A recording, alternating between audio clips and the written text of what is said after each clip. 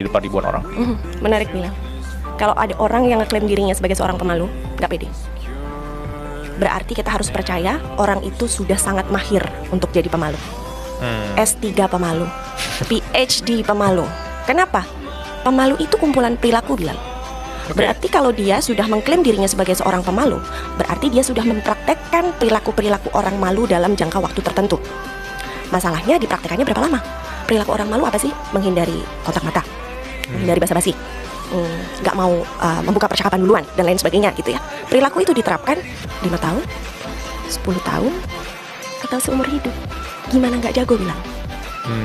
Dan kenapa kok dia, orang-orang teman-teman kita yang menganggap dirinya pemalu, melakukan perilaku itu nggak datang tiba-tiba, Bilal. Bilal punya CV nggak? Punya. CV kita mostly seputar educational background, pengalaman, skill, pencapaian, ya. Dan CV itu bisa bikin kita dapat pekerjaan, true.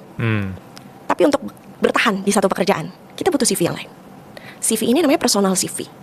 Isinya adalah nilai-nilai, belief, kepercayaan yang kita bawa, yang kita download daripada masa pengasuhan kita waktu kecil, dan kita jadikan pedoman hidup hingga saat ini. So ini yang selalu aku bawakan di kelas-kelas trainingku bersama dengan kementerian, bersama dengan perusahaan-perusahaan swasta maupun badan usaha milik negara. Aku ajak mereka, bilang, untuk bedah personal CV-nya. Bukan profesional CV-nya, personal CV-nya.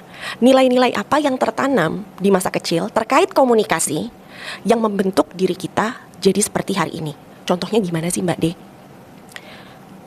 Ada anak yang waktu kecil itu tidak mendapat ruang untuk berbicara.